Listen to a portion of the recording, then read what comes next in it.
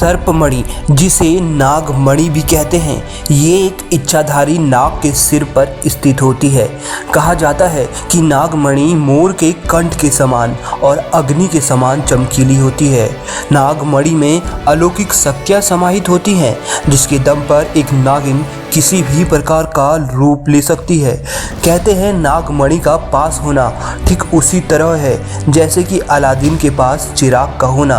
नागमणि बहुत ज़्यादा चमकदार होती है कि इसके आगे हीरा भी फेल है। परंतु आज हम आपको नागमणि से जुड़ी एक बेहद चौंकाने वाली सच्ची घटना दिखाने जा रहे हैं। परंतु इससे पहले जो भी महादेव के भक्त हैं, कमेंट बॉक्स में हर हर महादेव जरूर लिखें। दोस्तों, ये बात काफ़ी समय पहले की है। शहर से दूर एक छोटा सा गांव था। इस गांव के लोगों की ज़िंदगी बड़ी सादगी भरी थी। इन गांव वालों की ज़िंदगी खेती पर ही निर्भर होती थी। सब में मेल मिलाप काफ़ी अच्छा था। इसी गांव में एक इच्छाधारी नाग नागिन का जोड़ा भी था। परंतु इस बात की खबर गांव में किसी को भी न थी, क्योंकि ये नाग नागिन का जोड़ा दिन भर इंसानी रूप में रहा करता, परंतु सिर्फ रात के समय ही ये अपने असली रूप में आया करते थे। जब ये अपने असली रूप में होते तब ये गांव से कुछ दूरी पर घने जंगल में चले जाते थे। यही कारण था कि इनकी असलियत गांव के किसी भी इंसान को मालूम नहीं थी। वहीं दोस्तों, इस इच्छाधारी नाग नागिन के जोड़े की एक बहुत ही सुंदर बेटी भी थी, जिसका नाम था माया। वे दोनों अपनी बेटी से बहुत प्यार करते थे। माया काफ़ी चंचल स्वभाव की थी। जंगलों में अन्य जानवरों का पीछा करना, पेड़ में सबसे ऊपरी शाखा पर चढ़कर दिन भर आराम करना तथा कई अन्य शरारतें वह अक्सर करा करती। माया भी एक इच्छाधारी नागिन होने के साथ कई शक्तियों की मालिक थी। माया जब थोड़ी समझदार हुई तो माया के माता पिता ने माया को अपनी नागमणि सौंप दी। उसी गांव में एक महेश जी महाराज नाम का तांत्रिक शमशान के पास रहा करता था। वह कई तांत्रिक विद्याएं जानता था। कई काली शक्तियाँ उसके पास थी और कई आत्माएं उसने अपने वश में करी थी। इसके अलावा वो झाड़ फूंक का भी काम किया करता था।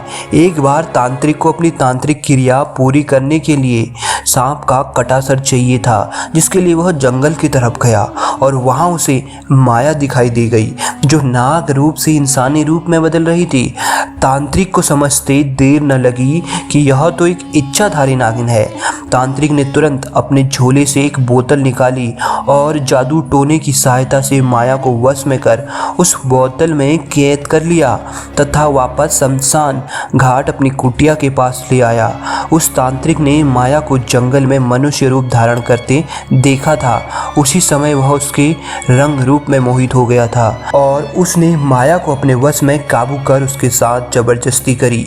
और फिर जब उसका मन भर गया तो उसने माया को मारकर उसके माँ बाप की दी नागमणि भी छीन ली। उधर माया के माँ बाप नाग रूप धारण कर हर जगह अपनी बेटी माया को ढूंढ रहे थे और ढूंढते ढूंढते वे शमशान उस तांत्रिक की कुटिया के पास भी पहुंच गए। दोस्तों, एक इच्छाधारी नागिन के अगर आसपास कहीं भी नागमणि हो तो उन्हें तुरंत पता लग जाता है कि वह किस जगह है। वे दोनों जान चुके थे कि नागमणि तांत्रिक के कुटिया में है और माया भी वहीं होगी। उस समय तांत्रिक कुटिया से बाहर गया हुआ था। जब नाग नागिन दोनों ने देखा कि एक बोतल में बंद उनकी बेटी मरी पड़ी है तो उनके दुख का ठिकाना न रहा। दोनों बिलख बिलख कर रो पड़े। अब दोनों की आंखों में क्रोध था। वे अपनी बेटी का बदला लेना चाहते थे।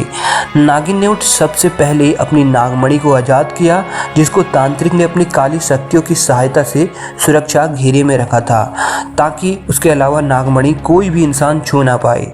परंतु जब नागिन क्रोध में होती है तो अपनी शक्तियाँ कई गुना बढ़ा लेती है। जब तांत्रिक अपनी कुटिया में आया तो नाग नागिन को वहाँ देख वो हैरान था, परंतु उसे अपनी तांत्रिक शक्तियों का घमंड था।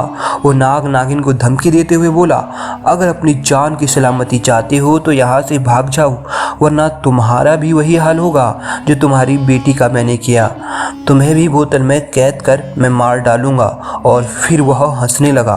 गुस्से में तमतमाई नागिन जब उस तांत्रिक पर वार करने आगे बढ़ी तो तांत्रिक ने अपनी काली शक्तियाँ छोड़ दी, जिसको नाग ने नागमणि की सहायता से तुरंत भस्म कर दिया। नागिन ने उस तांत्रिक को लपेटकर कस के जकड़ लिया और तब तक नहीं छोड़ा जब तक उसकी जान न निकल गई। इस तरह उन दोनों ने अपनी बेटी का बदला ले लिया तथा फिर वे जंगल की तरफ चल दिए और फिर उसके बाद से उन्होंने गांव में कभी भी कदम नहीं रखा।